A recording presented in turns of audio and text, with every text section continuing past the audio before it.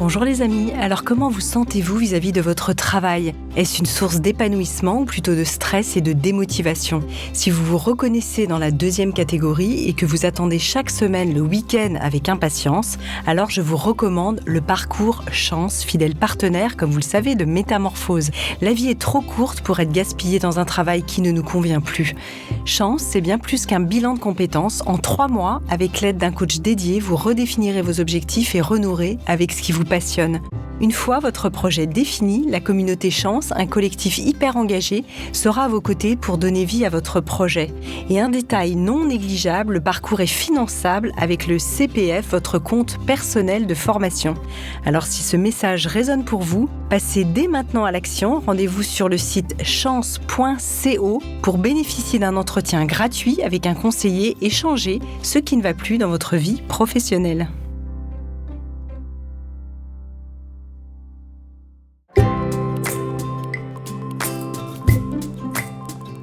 Bienvenue dans la saison 6 de Métamorphose, le podcast qui éveille la conscience. Au fil des semaines, je vous invite à découvrir avec moi des sujets inspirants portés par des personnalités lumineuses pour cheminer ensemble vers un éveil des consciences. Métamorphose, le podcast qui éveille la conscience. Tous les lundis et jeudis dès 7h.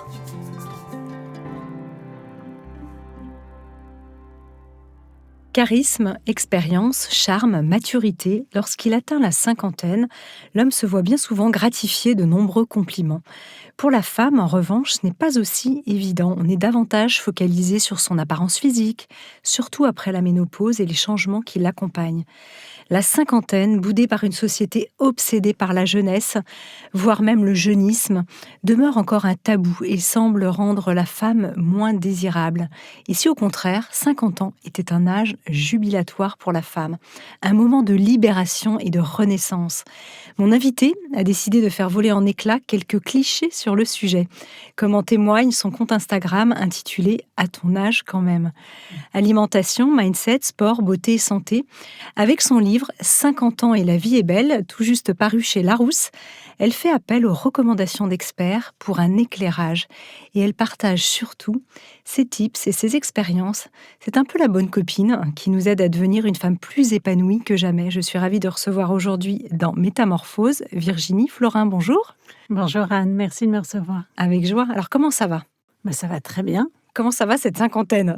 Mais je trouve que c'est une dizaine formidable, donc ça va merveilleusement bien. Alors, pourquoi ce compte Insta, Virginie, pour les quinquas ?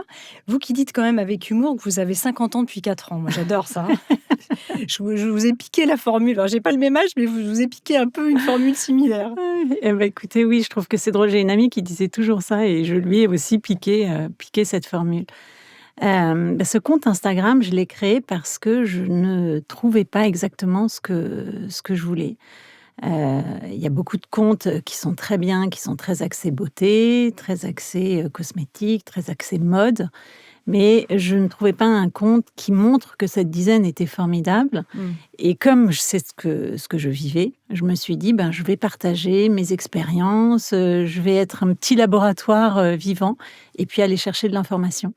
J'adore interviewer, donc j'aimerais bien prendre votre place, Anne. Je serais beaucoup plus à l'aise. Ça, c'est dit. Venez à ma place, on va changer les rôles. C'est drôle. Mais vous aviez quel métier avant, simplement pour qu'on sache d'où vous veniez, parce que vous aviez quand même une connaissance un peu de ces sujets-là. Oui. En termes d'alimentation, j'ai travaillé pendant une dizaine d'années dans la complémentation alimentaire. Donc, et c'est un sujet qui m'a toujours passionnée. J'ai été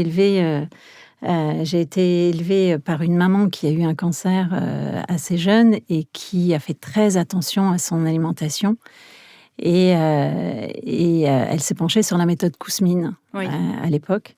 Et donc voilà, en termes d'alimentation, c'est quelque chose qui m'a toujours intéressée. Le sport, c'est rituel chez nous. J'ai un papa qui est kiné, donc j'ai toujours fait plusieurs sports en même temps.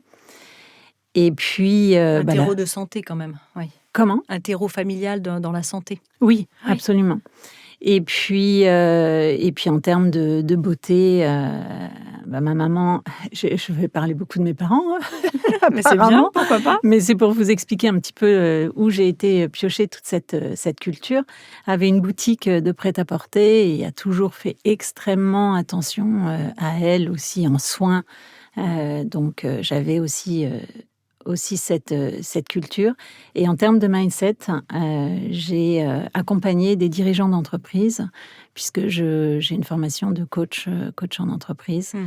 Et j'ai toujours, depuis mon plus jeune âge, été intéressée par tout ce qui est développement personnel. Je crois qu'un de mes premiers bouquins à l'adolescence était Comment se faire des amis de Dale Carnegie, qui est pour moi un livre extrêmement important en termes de comportement et de savoir avoir une bonne relation avec les autres. Oui, qui était un livre emblématique de cette génération-là, Ouais, de tout à la fait. quête de sens des années 80. Ouais, Ouais, exactement. c'est vrai. Ça faisait longtemps que je n'en avais pas entendu parler, c'est intéressant.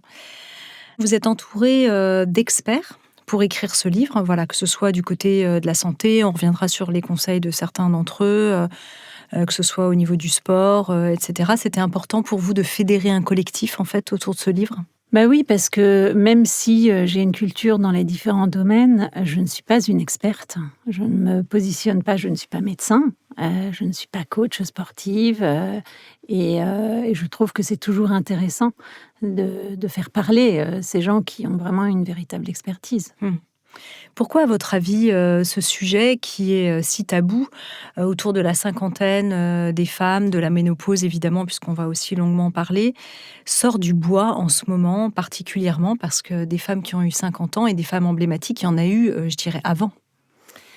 Bah, je pense que les femmes de 50 ans aujourd'hui sont encore extrêmement actives.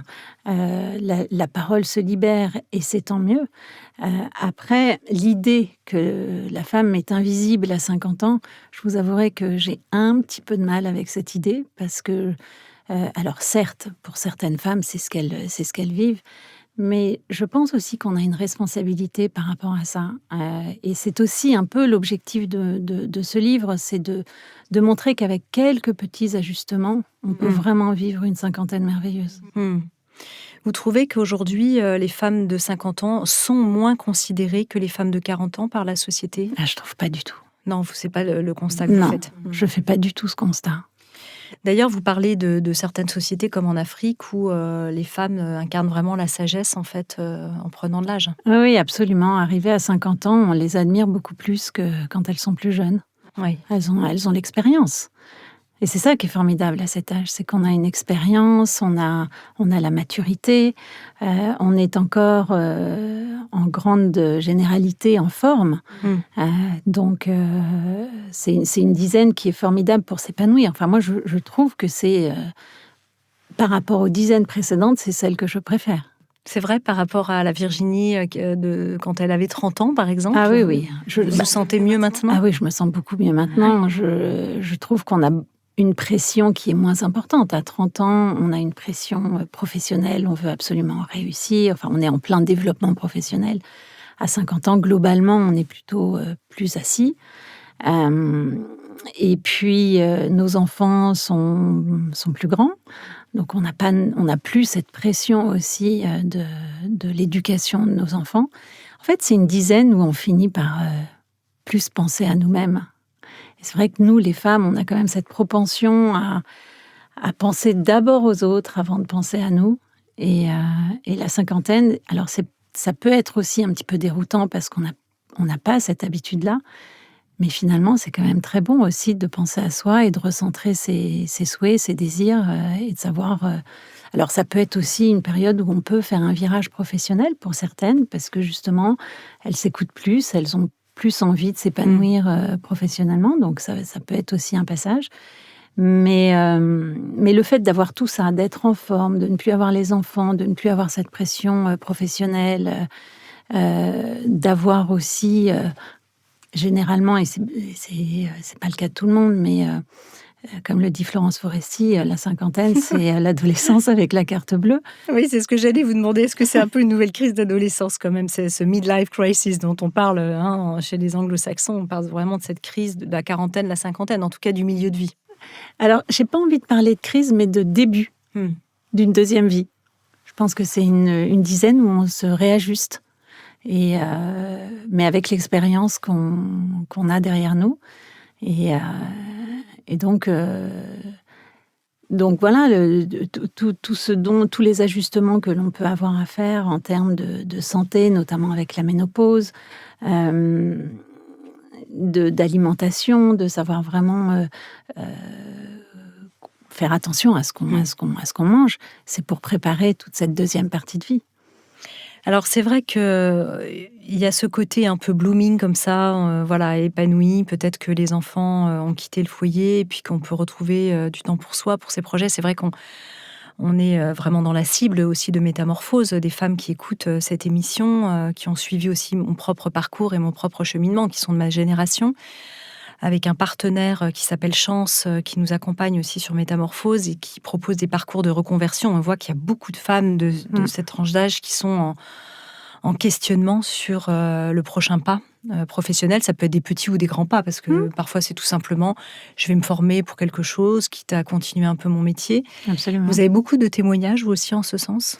Oui, il y a beaucoup de femmes qui, effectivement, s'interrogent qui se disent, voilà, il me reste 10 ans à travailler. Est-ce que ce ne serait pas vraiment le moment pour faire ce que j'aime vraiment ?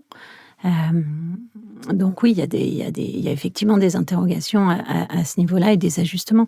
Vraiment, pour moi, la cinquantaine, c'est la dizaine où il faut s'adapter et s'écouter. Oui. Alors, quand on parle, on pourrait se dire la cinquantaine rayonnante, puis on vous voit rayonnante. Là, je vous vois, vous êtes en face de moi, sur les réseaux sociaux, etc. D'autres personnes pourraient nous dire, vous dites 50 ans, le bel âge pour se réapproprier son corps, pour être en forme.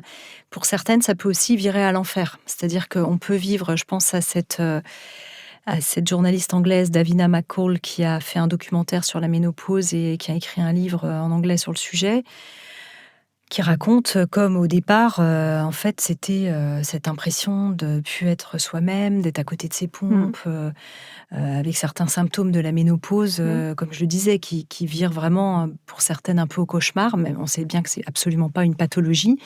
N'empêche qu'il peut y avoir quand même une forme de, je mets des guillemets, de handicap un peu dans le quotidien, de brouillard mental, de douleur, de bouffées de chaleur, etc., perte de sommeil, où d'un seul coup, on voudrait être nous-mêmes parce qu'il y a cette sagesse qui s'incarne dont vous avez parlé, on se connaît mieux, la carte bleue peut-être pour certaines aussi, comme le dit Foresti, et en même temps, si je vais pas bien physiquement, c'est dur. Oui, absolument, mais heureusement, il y a des solutions. Alors, le docteur Mouly, qui a témoigné et qui est un des experts, lui prône le traitement hormonal de la ménopause, qui est une véritable solution et qui revient un peu quand même de plus en plus dans les discours. Après, toutes les femmes ne peuvent pas prendre ce traitement hormonal, mais il a été malheureusement dans les années 2010 complètement décrié par une étude américaine qui a fait un tort énorme, et du coup les femmes ont complètement arrêté parce que c'était une étude américaine avec un traitement hormonal qui était très différent de ce que l'on propose en France. Et il y a eu des biais sur les échantillons, je crois.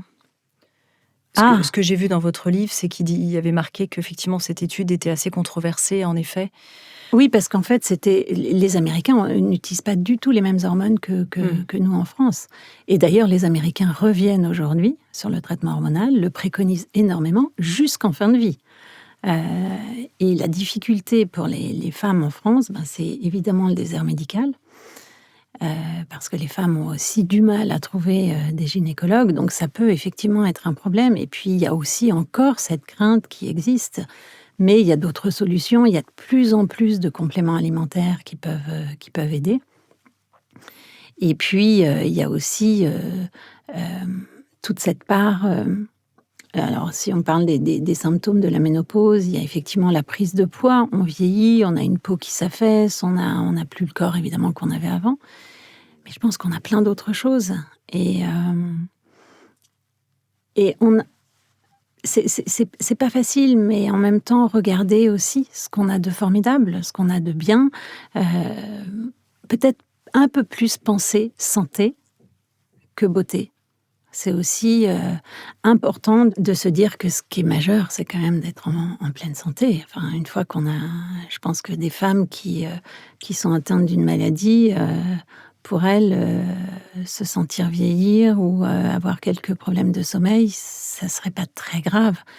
Mais c'est vrai que ça peut être très handicapant. Je retire pas du tout ça, hein.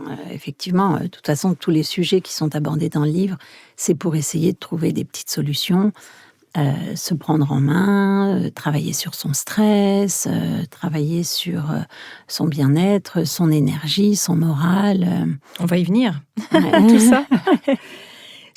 Simplement sur la ménopause, ce traitement hormonal de la ménopause qu'on appelle maintenant THM et puis THS, hein, comme avant. Ouais. On recommande donc un examen à 50 ans qui est aussi pas remboursé, qui est la densitométrie osseuse. Ouais. C'est important quand même de se faire suivre. Alors, on parle aussi de désert médical, mais quand on a un bon praticien de santé, d'avoir aussi le bon dosage, parce qu'on sait que ce traitement, pour la ménopause, ça peut être sous forme de gel, ça peut être par voie interne, donc trouver ce qui est adapté pour soi. Ah oui, absolument. Et d'ailleurs, ça rejoint le fait que les femmes qui sont sous traitement hormonal se font beaucoup plus suivre. Donc évidemment, on évite aussi d'autres désagréments que des femmes qui ne sont pas sous traitement hormonal et qui finalement vont plus aller voir leur gynécologue, vont peut-être moins faire leur mammographie. Et c'est important de se faire suivre. Moi, au bout d'un an, alors moi, si je peux parler un petit peu de mon expérience. Bien sûr. En préménopause, c'est là où j'ai eu le plus de symptômes. Et le gynécologue que j'avais à l'époque me disait non, on ne peut pas vous donner de traitement tant que vous n'êtes pas ménopausée depuis 1 an. Depuis, j'ai appris que c'était effectivement possible. Faux, ouais. On peut prendre un traitement hormonal en amont. Une fois que j'étais ménopausée, je n'avais plus de symptômes. Et c'est après avoir lu le livre du docteur Mouly que je me suis dit, en prévention pour l'ostéoporose, pour les maladies cardiovasculaires, on dit aussi que Alzheimer pourrait être protégé, on pourrait se protéger de la maladie d'Alzheimer avec le traitement hormonal de la ménopause. Donc je me suis dit, je vais le prendre. Et donc ça fait un peu plus d'1 an que je le prends. Et là, dans ma consultation annuelle, on a augmenté les doses parce que, avec un contrôle, quand on regarde la paroi de l'utérus qui est trop fine, on sait que c'est parce qu'il n'y a pas assez d'hormones et donc du coup on augmente les doses. Donc oui, c'est extrêmement important d'avoir un suivi et de continuer à se faire suivre à cet âge-là. C'est majeur. Mais vous avez trouvé un praticien qui connaît très bien le sujet et qui peut vraiment bien vous suivre, j'imagine. Oui, absolument, absolument. Après, je sais que le docteur Mouly œuvre beaucoup pour ouvrir la possibilité de prescrire par les sages-femmes. Il est en train de créer une formation pour que les sages-femmes puissent prescrire ce traitement. Et après, il y a toute cette partie aussi de la population qui ne peut pas prendre de traitement. Et ça, c'est sûr que quand on a des vrais symptômes, ça peut être compliqué. Donc, c'est pour ça qu'à ce moment-là, il faut se pencher sur des pratiques, beaucoup sur le stress, parce que le stress est un gros accélérateur des symptômes de la ménopause. L'alimentation aussi permet de faire réduire les symptômes. C'est assez holistique, hein. C'est un terme qui est très à la mode en ce moment, mais c'est vrai que les symptômes que l'on peut ressentir au moment de cette période de vie peuvent vraiment être atténués par une hygiène de vie globale. Quels seraient un peu les facteurs déclenchants? Vous l'avez dit, le stress. Oui. Les émotions, sachant que les femmes qui sont ménopausées, on sait, sont beaucoup plus, peut-être parfois plus anxieuses ou plus sujettes à la dépression. Ouais, en fait, c'est un peu l'œuf et la poule, quoi. C'est ça, c'est un peu l'œuf et la poule, c'est exactement ça. Donc, se faire des petites séances de respiration, de méditation, de relaxation. Comme je le disais, les enfants n'étant plus à la maison et on a un petit peu plus de temps, en général, à cette période de vie, c'est vraiment le moment de prendre soin de soi. Qu'est-ce qui a marché pour vous, justement, par rapport à ces déclencheurs de facteurs émotionnels? Après, vous nous donnerez votre routine du matin, mais... Oui. Alors, moi, c'est le sport qui est vraiment mon exutoire. J'ai vraiment besoin de faire beaucoup de sport. C'est ce qui régule mon humeur. J'ai plus de facilité à faire du sport qu'à me poser et à méditer. Mais après, c'est à chacune d'aller justement explorer et trouver ce qui lui correspond. Et en termes d'alimentation, il y a un gros facteur. Pour moi, c'est le sucre. Le sucre est vraiment un ennemi, que ce soit psychologiquement et physiquement. Alors, on le dit effectivement durant toute notre vie, mais je pense qu'à cette période, le sucre est un véritable danger. Ouais. Ça, vous l'avez vu dans des études ou c'est quelque chose que vous avez observé sur vous, les deux? Ah oui, alors ça, je l'observe direct. Si je mange trop de sucre, je dors moins bien. J'ai des gros coups de barre. Donc, on parlait de brouillard cérébral, donc ça, c'est évident. Évidemment, si on dort moins bien, on a moins le moral. Et en termes sur cet axe beauté, le sucre fige les cellules et donc on le voit tout de suite aussi sur le visage. C'était un effort pour vous de supprimer de modérer, on va dire. Ah, moi, je suis une grosse gourmande, donc oui. Mais plus on en mange, plus on a envie d'en manger. Et moins on en mange, finalement, on finit par s'en passer. Et puis, plus on mange bien, plus on se sent bien. Et donc, c'est un cercle vertueux.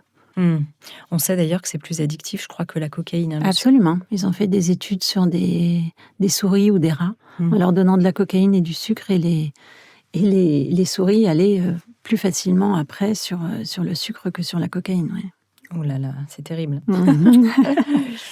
Alors, pour pouvoir se passer du sucre, parce que, encore une fois, on revient sur ce truc de l'œuf et la poule, parce qu'on se sent un peu déprimé, ou on a du brouillard mental, ou on a du coup de stress, on va chercher une compensation émotionnelle dans l'alimentation. Qu'est-ce qu'on va trouver? Le sucre qui va donner un coup de boost, et puis là, on part dans le cercle vicieux. Absolument. Donc, comment est-ce qu'on peut un peu rétro-pédaler, je dirais, pour revenir en arrière et essayer de reprendre les choses un peu à l'endroit? Alors, il y a plusieurs choses. Le sport, effectivement, c'est un exutoire. Et puis... Alors, le sport, peut-être, si on s'arrête dessus, vous dites c'est bien de varier les sports et puis de ne pas faire des sports forcément trop violents à partir de... ou pas.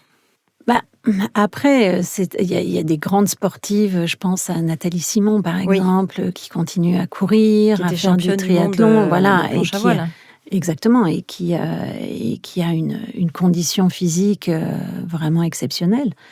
Il faut aussi s'écouter. Il y a plein de sports beaucoup plus doux qui sont très bons. C'est important aussi de se renforcer au niveau musculaire parce que le muscle est un consommateur d'énergie et puis aussi en prévention de l'ostéoporose, c'est important d'avoir une masse musculaire. Donc, pour avoir une masse musculaire, il faut faire attention à notre alimentation. Manger un peu plus de protéines, exactement. Il faut manger aussi des protéines, il ne faut pas les oublier. Manger juste une salade parce qu'on veut perdre du poids, ce serait plutôt néfaste. Donc, pour revenir à votre question sur le sucre, après, c'est d'aller sur les aliments les plus naturels possibles. Le moins d'emballage. Dès qu'il y a un emballage, on sait que c'est moins bon. Donc, ça nécessite de prendre un petit peu de temps pour cuisiner. C'est certain, mais de supprimer déjà tout ce qui est alimentation industrielle, tout ce qui est boissons sucrées, les femmes qui ont l'habitude de sucrer leurs boissons chaudes, de diminuer petit à petit.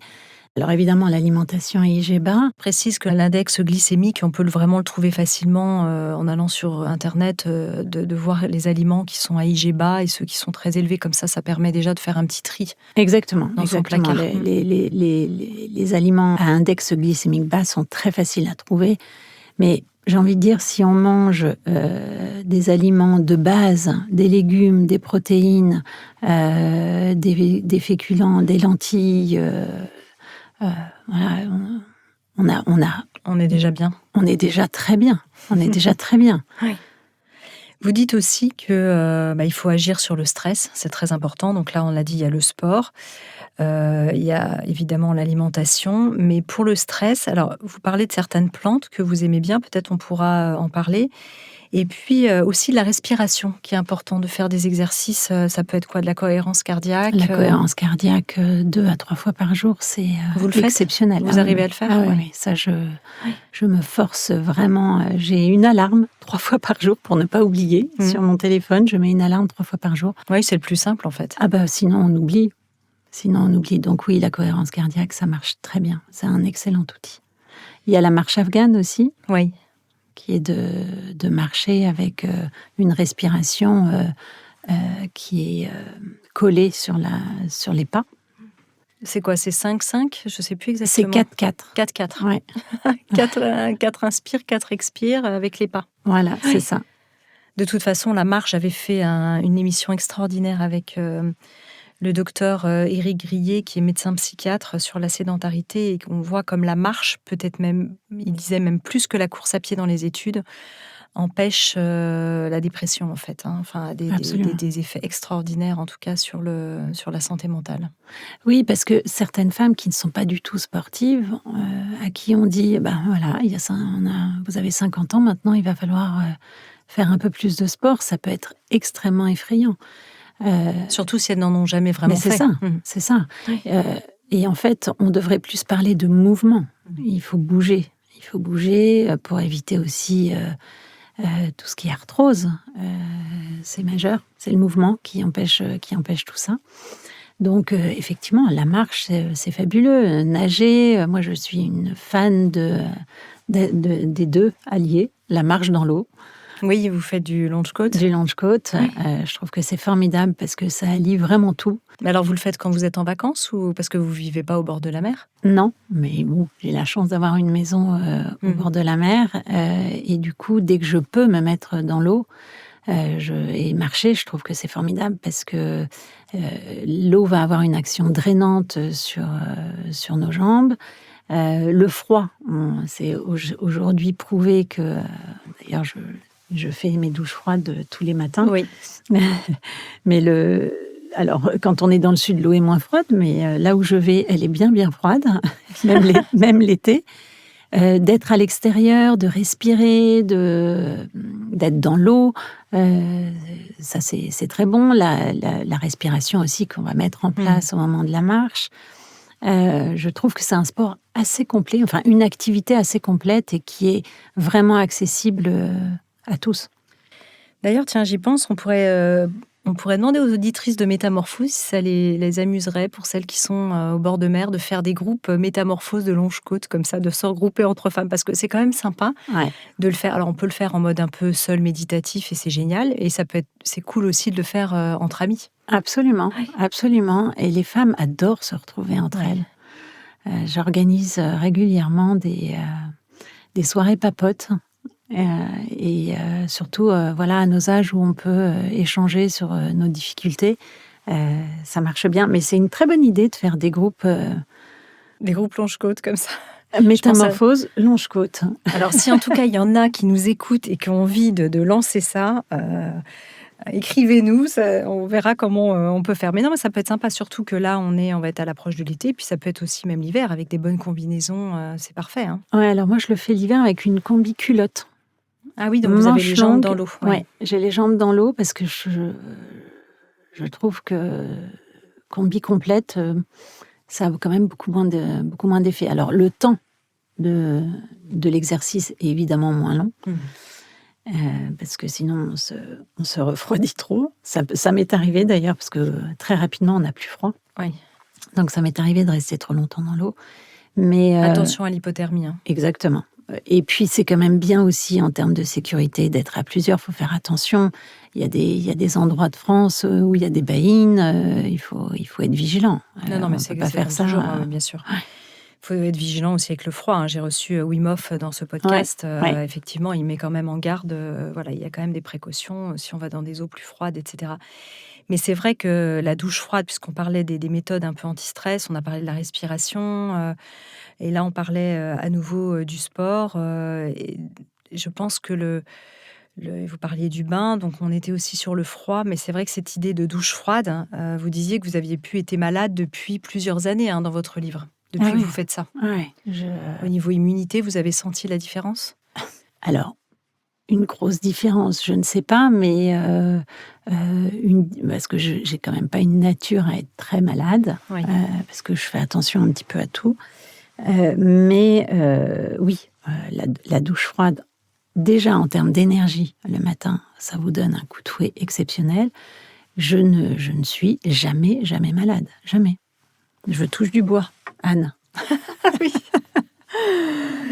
C'est ça, mais en tout cas, vous avez aussi une bonne immunité certainement naturelle. Qu'est-ce qu'on pourrait avoir? Alors, vous citez des plantes dans votre ouvrage, notamment une plante que j'aime beaucoup aussi. Alors, malheureusement, elle n'est pas locale, elle n'est pas de chez nous, mais c'est vrai qu'elle est efficace, c'est la maca, Oui, qui est absolument. qui est la plante du bonheur. Qui est la plante du bonheur, qui est aussi la plante aphrodisiaque. Absolument. Il paraît que c'est la petite histoire, mais je ne sais pas si c'est vrai, quand les colons sont arrivés en Amérique et qu'ils ont pris la maca, qu'effectivement, ils étaient euphoriques et que c'est pour ça que malheureusement, ça a aussi dérapé. Ah, je savais pas Je du sais tout. pas si ça doit être une grosse légende, mais en tout cas, voilà, ça a ces effets-là aussi. Ouais, la maca, c'est une plante formidable.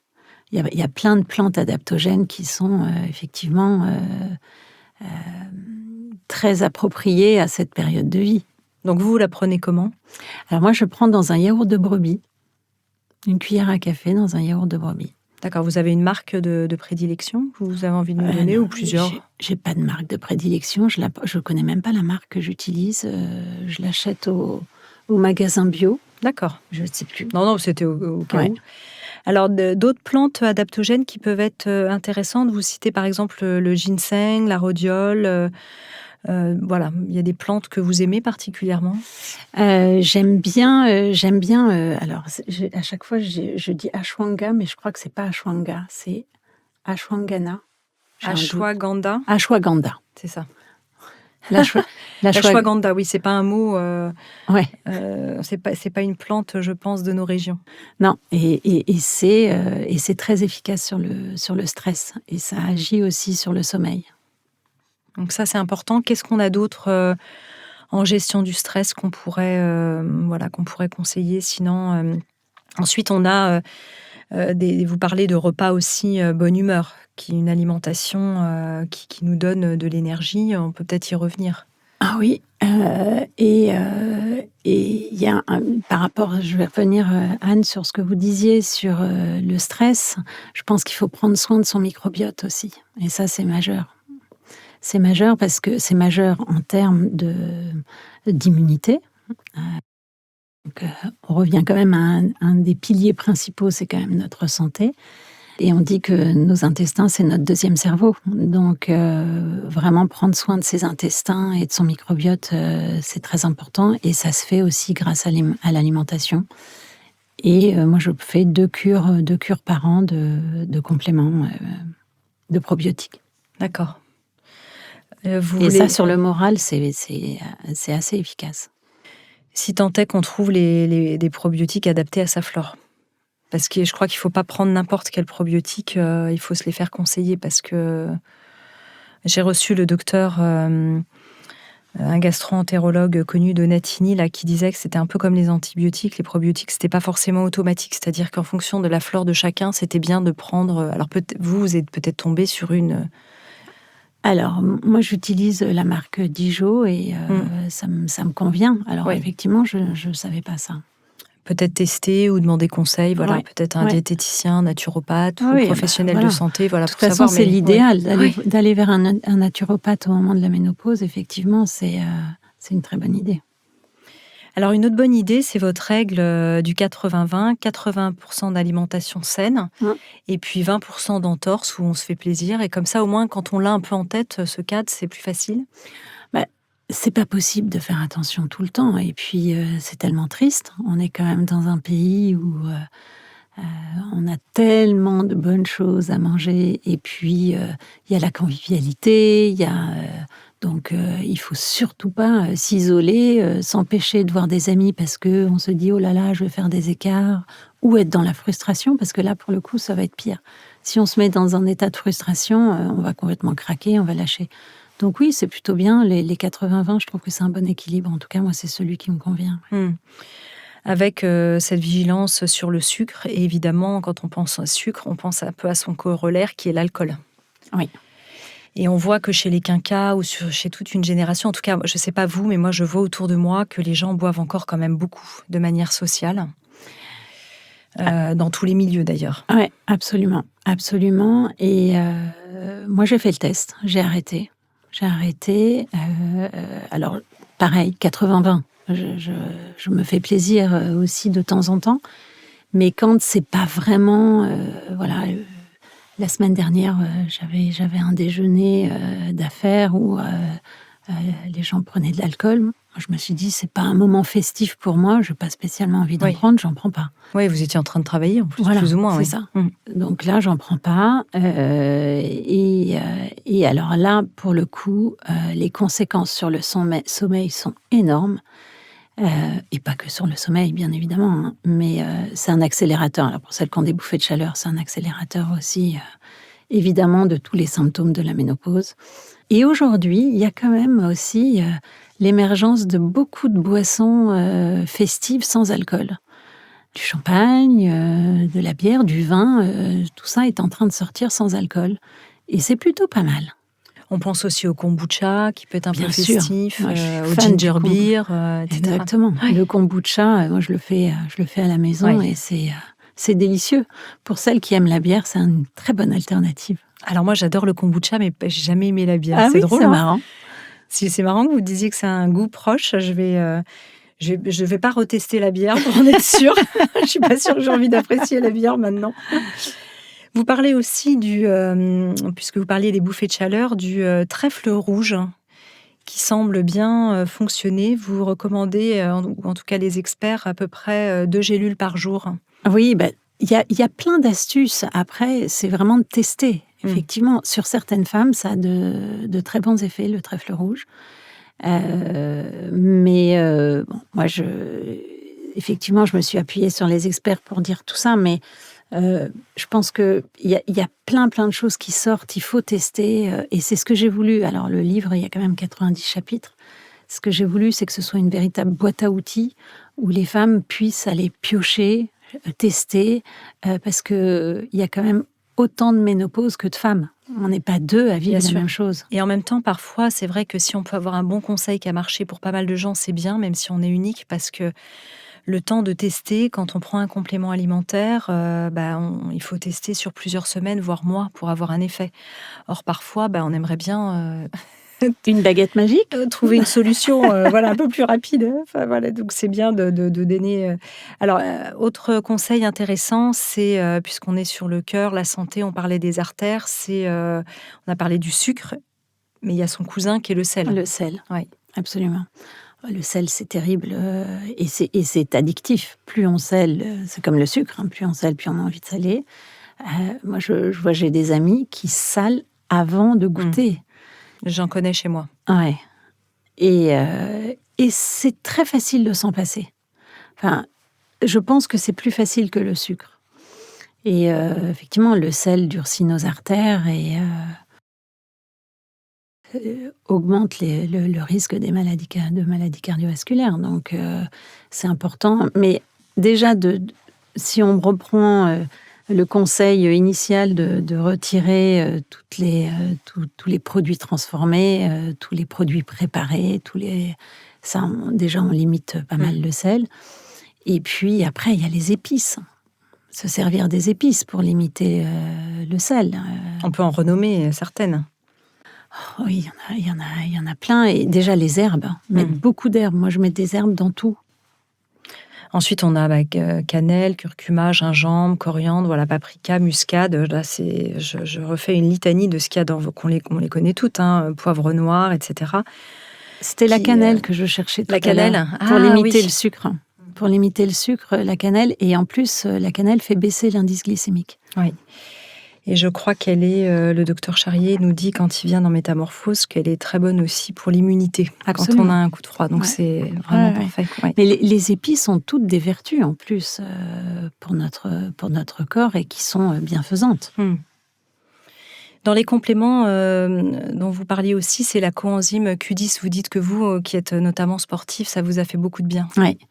Ah oui, la coenzyme, l'ubiquinol, coenzyme Q10, c'est effectivement, et d'ailleurs on a fait un test avec ma communauté sur 200 femmes. On leur a fait tester l'ubiquinol sur les symptômes de la ménopause qui se sont franchement améliorés. Et moi, je l'utilise aussi par rapport à ma pratique sportive parce que j'ai plus de courbatures grâce à l'ubiquinol. J'ai une récupération musculaire qui est beaucoup plus rapide. Donc ça, c'est bien de conseiller, puis encore une fois, de tester, de voir si ça nous convient, d'en parler peut-être à son professionnel de santé.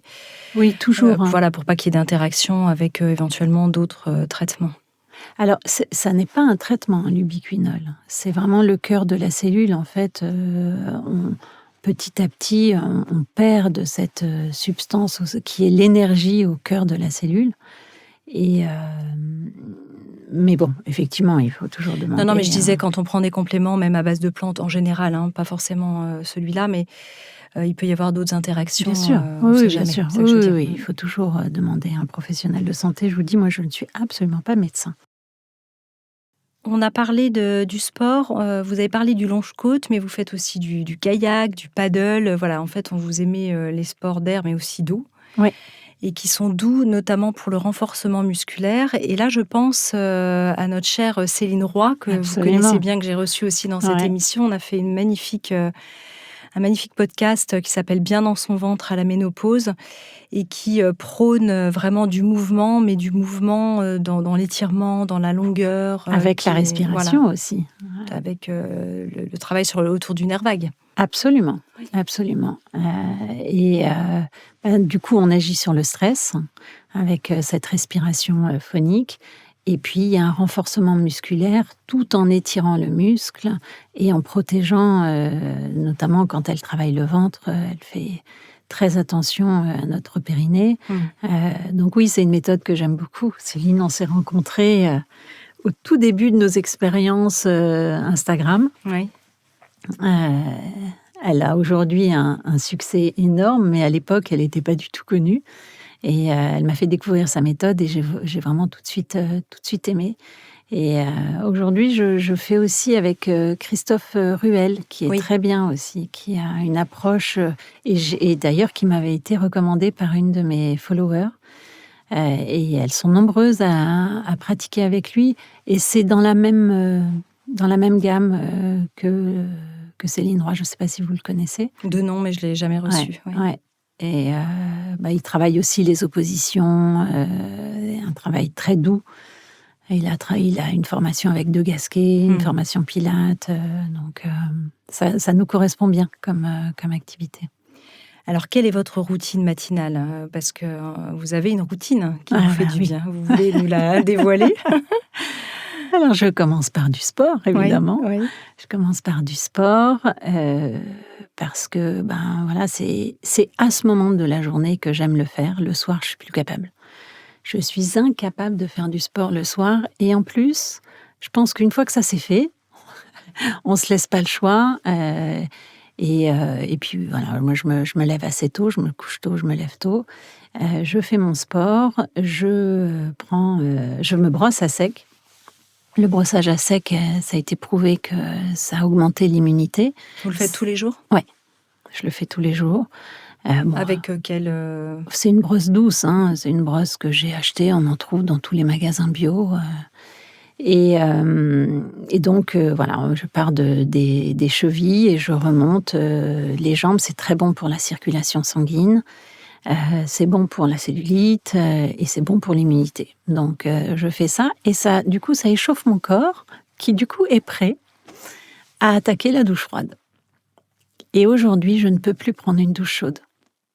Vous commencez directement par la douche froide ? Oui, direct. Ouais, parce que Wim Hof, il parle quand même de la douche chaude et ensuite la douche froide. Alors c'est peut-être pour faciliter la tâche, mais je suis pas sûre que lui le fasse. Une douche chaude et douche froide après. À mon avis, il est capable de se plonger directement dans l'eau froide. Ah bien, il est capable, mais il disait qu'il aimait bien encore quand même le chaud. Alors moi, je le fais le soir, le chaud. Oui. Mais le matin, je le fais le soir. Je passe très vite au froid. Oui. Je passe très vite au froid. Vous êtes complètement déshabitué du chaud, en fait. J'ai l'impression de ne pas être propre si je me lave avec de l'eau chaude. Ah, c'est drôle. Ça fait combien de temps? Ça doit faire 3-4 ans que je fais ça. Et quand vous dites froide, elle est à 15 degrés à peu près? L'eau la plus froide, donc l'hiver c'est plus froid. Et quand je vais en province, c'est encore mieux parce que c'est plus froid qu'à Paris. Ah oui, vous aimez vraiment ça. Et pourtant, je suis une grande frileuse.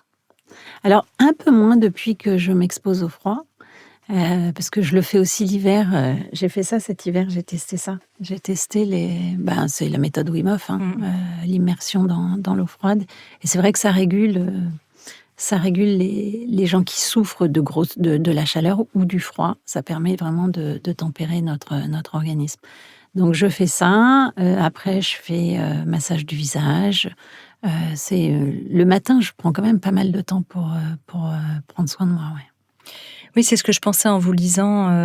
Et puis moi, je vois bien par rapport à mes propres routines que parfois, on peut quand même vraiment beaucoup empiéter sur la journée. Et je me dis, c'est pas forcément praticable pour tout le monde. Si on est entrepreneuse et qu'on a notre propre organisation, ça va. Mais pour des personnes qui ont des horaires plus fixes, ces routines-là peuvent être un peu plus compliquées. Franchement, si on fait 10 minutes de mouvement, je ne dis pas qu'il faut faire 1 heure de sport le matin, et j'en fais pas tous les matins 1 heure.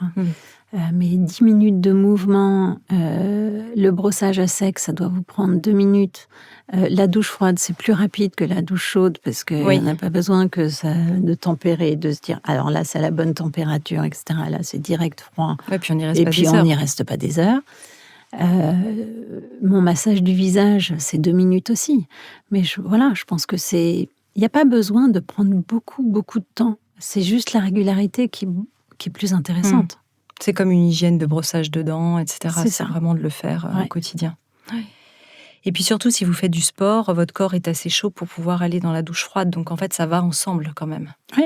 Et plus le brossage à sec, là, vous êtes nickel. Parce que j'imagine que sinon, sauter du lit pour aller dans une douche froide, Wim Hof, il conseille de faire au moins 20 minutes d'exercice de respiration avant, pour préparer. Tout à fait. Absolument.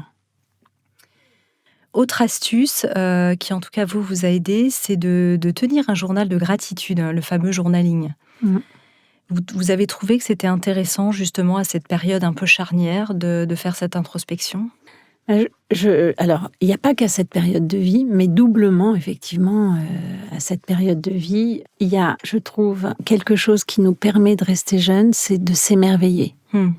S'émerveiller tout le temps, remercier. Enfin, moi, je passe tous les jours devant la Tour Eiffel et tous les jours, je la regarde en me disant, il y a des gens qui viennent de l'autre bout de la planète pour la voir et moi, j'ai la chance de la voir tous les jours. Et j'essaye de m'émerveiller de petites choses, comme pourrait le faire un enfant, et de surtout pas me blaser de choses simples. Il n'y a pas besoin que ce soit des choses... Et le soir, oui, de se dire, voilà, aujourd'hui, j'ai eu ça, ça et ça, qui fonctionne bien. C'est... comment est-ce qu'elle s'appelle, Servan-Schreiber Florence Servan-Schreiber qui le préconise. Et je pense que c'est grâce à elle que j'avais mis ça en place.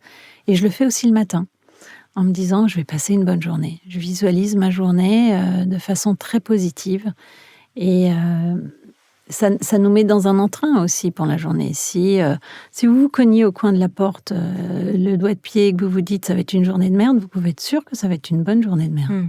Je pense que se conditionner aussi à être positif, à être joyeux et remercier aussi ce qui se passe de bien, parce que c'est physiologique et humain de regarder ce qui ne va pas, c'est notre instinct de survie, mais s'exercer à regarder ce qui va bien, le noter, ça peut vraiment aider. Prendre soin de soi aussi et de sa beauté, c'est important parce que on a beau dire parfois, bon, c'est pas très grave, il faut s'accepter tel qu'on est, et en même temps, notre propre image, sans tomber forcément dans du jeunisme, parce que l'idée c'est aussi d'accepter de vieillir, mais comment est-ce que le soin de soi plus globalement, de son apparence, fait aussi du bien et fait partie de ce tout pour vous? Je pense que c'est important d'abord pour soi. c'est d'abord pour soi. Il faut pas le faire pour les autres, mais continuer à avoir ses routines pour se sentir bien dans son corps, dans sa peau. Oui, ça me paraît majeur. Mais vous savez, c'est aussi un âge, moi, ma maman m'a toujours dit, la beauté passe, mais la classe reste. Et c'est pas que des produits, c'est pas que quand on parle de ça, de la beauté, moi je vais tout de suite penser, vous voyez, il y a eu 1 ou 2 fois où je me suis dit, il faut que je me redresse. Oui, mais moi j'ai l'impression d'être affalée dans le fauteuil, là, bien calée en arrière. Si. Bon, on est en train de papoter, alors C'est on ça. peut être un peu... Mais vous êtes filmé. Ouais, c'est ça. Là, je vais être trahie. Mais on répond aussi à des injonctions, effectivement. Mais la classe, je suis assez d'accord avec vous, parce qu'on voit qu'il y a des femmes... bon, elle est très belle, mais par exemple, je pense à Inès de la Fressange, qui est une femme qui a vraiment cette classe Une allure folle à la française. Mm.